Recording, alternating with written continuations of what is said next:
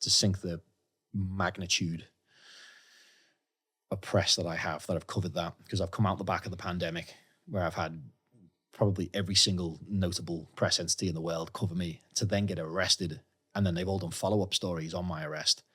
It's going to be very difficult for me to even sink any of that.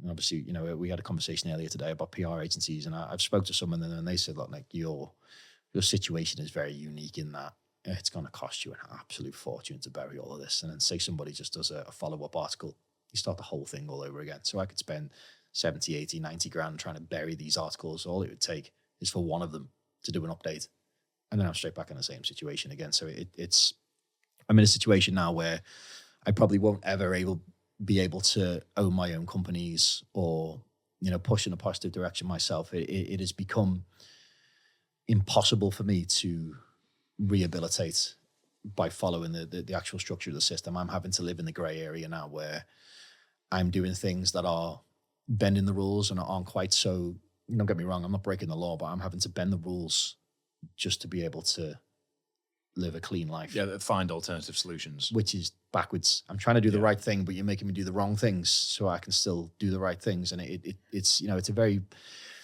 it certainly does dampen the last bit of faith I had left in the system of functioning to any, efficient extent of, well, hang on, I've done everything you've asked of me.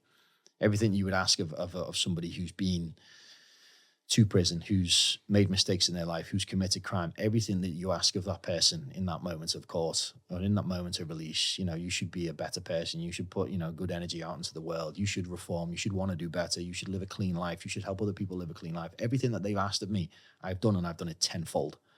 And still, I can't so much as get a bank account, car insurance, a mortgage. Can't get any of it whatsoever. So I am completely locked out of the system, which, were it not for me having some really great friends and having a really great network around me, what could I do? What could I possibly do? If I didn't have finances behind me, and I didn't have my social media influence behind me, I'd have no choice but to go back to what I was doing, because I couldn't possibly get a job anywhere else. I'm far too high profile. You're going to Google me and you're not going to touch me. So I can't get a job. I can't get a bank account. I can't get a house. I couldn't get anything whatsoever in my name. So if I have to buy something now, I've got to buy it outright. I want a car, I've got to buy it outright. I want a house, I've got to buy it outright. No lender will touch me. No underwriter will touch me. For the simple fact, you Google me and there it is. So I know my situation is somewhat unique given my profile. But in terms of the system functioning properly and there being any degree of to take the concept of rehabilitation serious in this country, I am found wanting. So where I go from here, it's been, and it sounds quite doom and gloom, but I'm in a really good space at the minute. I was going to say, can you find happiness amongst this chaos, or have you accepted the chaos is the chaos, and therefore you can reframe and your life in a new perspective? As in you're operating in a different pitch now. You're not kicking the ball on the same pitch as everyone else, but you can be happy kicking your ball on this pitch over here. Yeah, and it comes in waves, and this is something that I've not really spoke about publicly, but it nearly killed me in December. And December was around the time when all this happened all at once. The 8-day period. Yeah, everything all at once. And that is, I'd say, the first time in my entire life that I've ever considered suicide. It's the first time in my entire life, despite everything I've been through, despite the sexual abuse, despite the double stints in prison, despite the neglect as a child from my family. December was the first time in my entire life that I'd have ever put genuine thought into taking my own life, to the extent where I'd written a letter. I'd hit an absolute rock bottom. My friends hadn't heard from me from 5 or 6 days. I had my phone turned off completely. I was like, I just can't do this anymore. And it very nearly got me.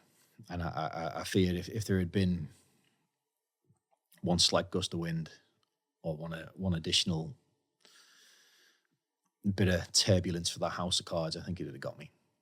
And if it wasn't for the network that I have around me that pulled me out of that hole, I don't think I'd be here having this conversation with you today. And it's quite ironic that was probably the lowest I've ever been in my life, because it was kind of like, look, I've done everything right. What more do you people want from me? I have done absolutely everything that you've asked of me. I've been the best version of myself. I've tried to help as many people as I possibly could. I have done everything that you have asked of me. What more do you possibly want from me? the network around me pulled me out of that hole, and within 7 or 8 days of being forced to spend time around the people that I love again, everything kind of looked up again, and out of nowhere there was solutions to every problem. And then within another week, maybe not even that long, I found myself in probably the happiest situation I'd been in for 10 years. And to go from the absolute rock bottom to feel like you are one episode, one bit of drama away from, not even existing anymore, to I am so grateful for everything I have and everyone that I have around me. And that was such a bizarre feeling, to go from absolute rock bottom to the absolute top in such a short space of time. And I think that's in no way testament to my willpower. That is solely due to the people that I've got around me, and the very close support network that I've got, that they took me from the absolute bottom. And, in the space of a fortnight, I was on top of the world again. And that was December. And for January and February up to where we are today, which is near the end of February, I have been in the most content, loving, happy, successful space I've been in my entire life. And this is the first time that I've felt on par with how I felt when I left the parkour community in 2009. This is the first time that I've felt that level of happiness and that level of love and contentment and community. Like I have it back for the first time in near 15 years. I have it again for the first time, and that is just 6-7 weeks after being at the absolute, the depths of misery into the happiest I've been for nearly 15 years. So that's, I'm really grateful for where I am today. And we've had huge success in business over the last few months. I mean, even in December when we hit rock bottom, I was at the peak of my success by an absolute mile. Like we are absolutely killing it in every avenue. But it's hard to see the glass is half full when you just keep getting hit and hit and hit and hit. And no matter how much good you do, you are hit and hit and hit again. But it's, aside from that momentary collapse that I had, I'm on top of the world, and I am grateful for everything that I've got. And there's not a day that goes by where I don't kind of stop and go, it's been a long journey, but look at everything that we've got. And I've seen firsthand through traveling out the world, traveling all around the world, for seeing some of the most deprived parts of Asia, and having spent 4.5 years in prison and seen people who really have absolutely nothing. It's not wasted on me how fortunate I am for everything that I do have. And my entire drive and purpose now is just to try and bring the people that I've got around me onto the same level that I've got,